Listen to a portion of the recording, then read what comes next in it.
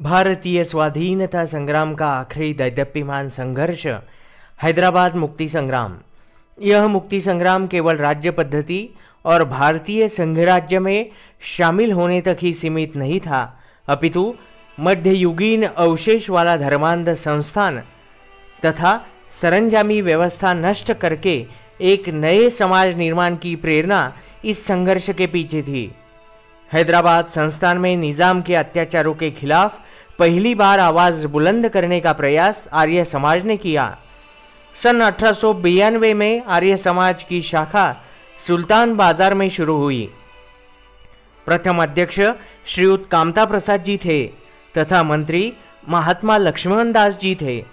आरंभिक काल में प्रजा में सदाचार, दया, जनसेवा, प्रेम तथा सौहार्द स्थापित करने का कार्य आर्य समाज ने किया। साथ ही महिलाओं में तथा दलितों में स्वाभिमान जागृत किया। प्लेग की महामारी और बाढ़ग्रस्तता में मदद कार्य किया।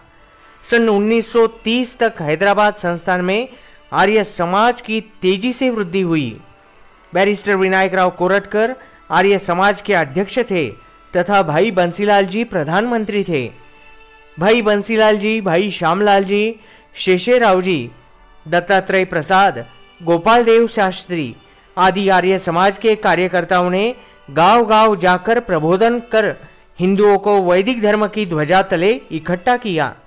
भाई बंसीलाल जी और भाई श्यामलाल जी, इन दोनों बंधुओं का आर्य समाज के कार्य विस्तार में अमूल्य योगदान है। इन दोनों ने बिदर जिला के हलीखेड़ में तथा उदगीर में आर्य समाज की शाखा आरंभ कर पाठशाला, व्यायामशाला तथा पुस्तकालयों की स्थापना की। अनेक नव युवाओं को आर्य समाज से जोड़ लिया, जिससे युवाओं की एक श्रेणी खड़ी होकर रजाकारों का सामना करने में समर्थ बनी।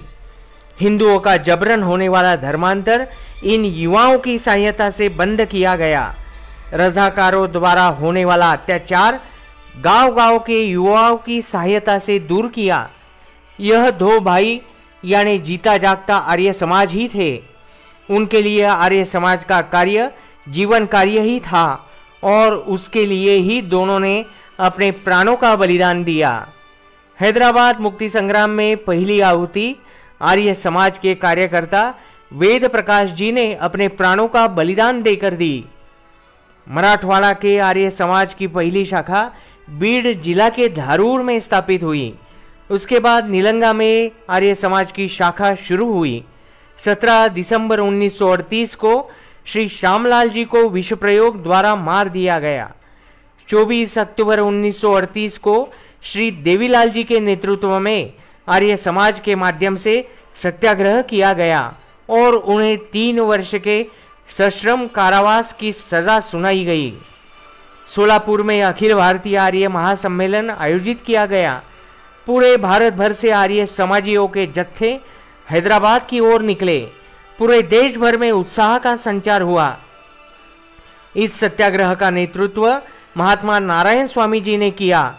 निजाम को सूचित करके नारायण स्वामी जी ने 31 जनवरी 1939 को हैदराबाद में प्रवेश किया। निजाम ने स्वामी जी को गिरफ्तार किया और उन्हें मोटार से सोलापुर को वापस छोड़ दिया। पूरे देश भर में निजाम सत्ता के विरुद्ध सत्याग्रह शुरू हुआ। 24 अक्टूबर 1938 के 7 अगस्त 1939 इस अवधि में आर्य समाज के 12,000 सत्याग्रहियों को कारावास हुआ। हैदराबाद संस्थान में 1941 तक 241 शाखाएं कार्यान्वित थी तथा 40,000 अनुयायी कार्यरत थे। 15 अगस्त 1947 को भारत स्वतंत्र हुआ। पूरे देश में आनंद और उत्साह का वातावरण निर्माण हुआ। इधर निजाम ने भी 15 अगस्त 1947 के दिन हैदराबाद इस स्वतंत्र राष्ट्र की घोषणा की, किंतु प्रजा इससे अनभिज्ञ थी। प्रजा भारत में शामिल होना चाहती थी। निजाम ने रजाकारों की सहायता से अत्याचार शुरू किया। प्रजा के मन में निजाम के खिलाफ बड़ा आक्रोश फैल गया। इस आक्रोश को आर्य समाज के आंदोलन से और अधिक बढ़ावा मिला।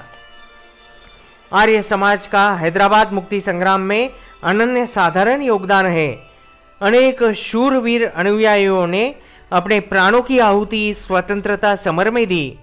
धन्य वे बलिदानी शूरवीर भारत माता के सुपुत्र